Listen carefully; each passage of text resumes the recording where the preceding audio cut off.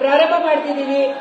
ಈಗ ಅತಿಥಿಗಳನ್ನ ಸ್ವಾಗತಿಸಬೇಕು ಅಂತ ನಾನು ಅಲೆಮಾರಿ ಬುಡಕಟ್ಟು ಮಹಾಸಭಾದ ರಾಜ್ಯಾಧ್ಯಕ್ಷರಾಗಿರುವಂತಹ BL ಹನುಮಂತಪ್ಪ ಅವರನ್ನ ಆಹ್ವಾನಿಸಿದ್ದೇನೆ.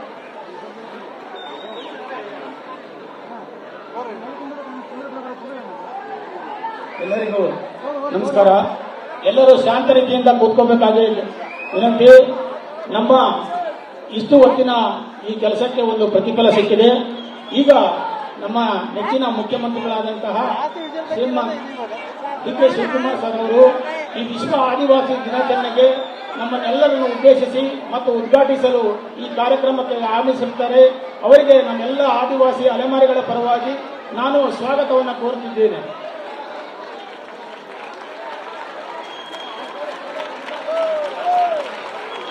ಹಾಗೆಯೇ ನಮ್ಮ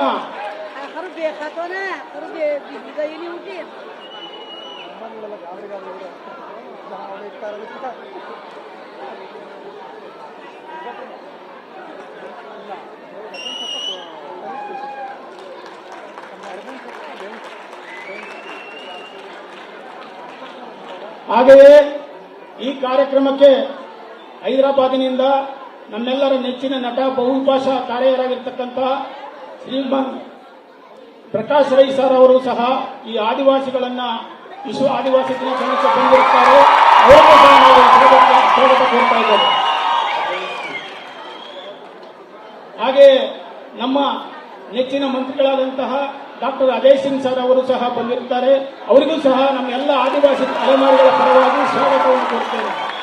ಇನ್ನುಳಿದ ಹಾಗೆ ನಮ್ಮ ರಾಜ್ಯ ಸಂಘಟನೆಯಿಂದ ಎಲ್ಲ ಪದಾಧಿಕಾರಿಗಳಿಗೂ ಮತ್ತು ರಾಜ್ಯದ ಮೂಲೆ ಮೂಲೆಗಳಿಂದ ಬಂದಿರತಕ್ಕಂಥ ಎಲ್ಲ ನಮ್ಮ ಆದಿವಾಸಿ ಅಲೆಮಾರಿ 23 ಸಮುದಾಯಗಳು ಏನು ಕಾಡಿನ ಅಂಚಿನಲ್ಲಿವೆ, ಈ ಸಮುದಾಯಗಳು ಮತ್ತು ಅಲೆಮಾರಿ ಸಮುದಾಯಗಳು ಎಲ್ಲ ನಾಯಕರಿಗೂ ಮತ್ತು ಕುಟುಂಬಸ್ಥರಿಗೂ ಸಹ ನಾವು ಈ ವೇದಿಕೆ ಭಾರತದ ಪ್ರಜೆಗಳಾದ ನಾವು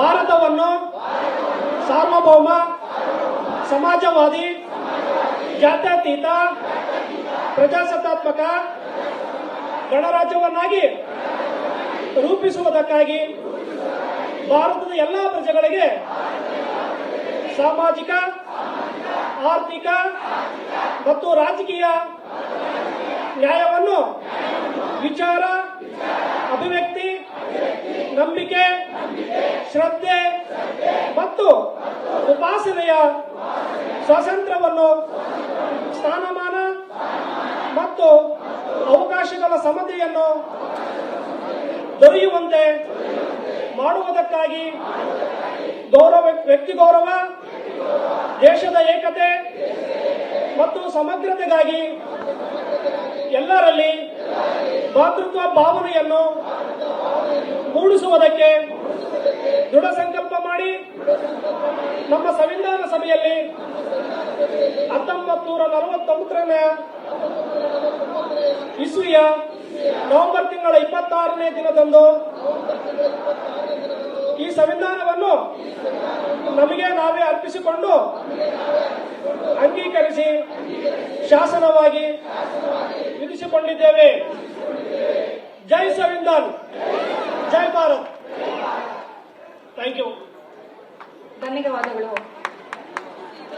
ಈಗ ಪ್ರಮುಖವಾದಂತ ಘಟ್ಟ ಉದ್ಘಾಟನೆ, ಕಾರ್ಯಕ್ರಮದ ಉದ್ಘಾಟನೆ ಆಗ್ತಿದೆ. ಎಲ್ಲರೂ ಶಾಂತ ರೀತಿಯಿಂದ ಇರಿ.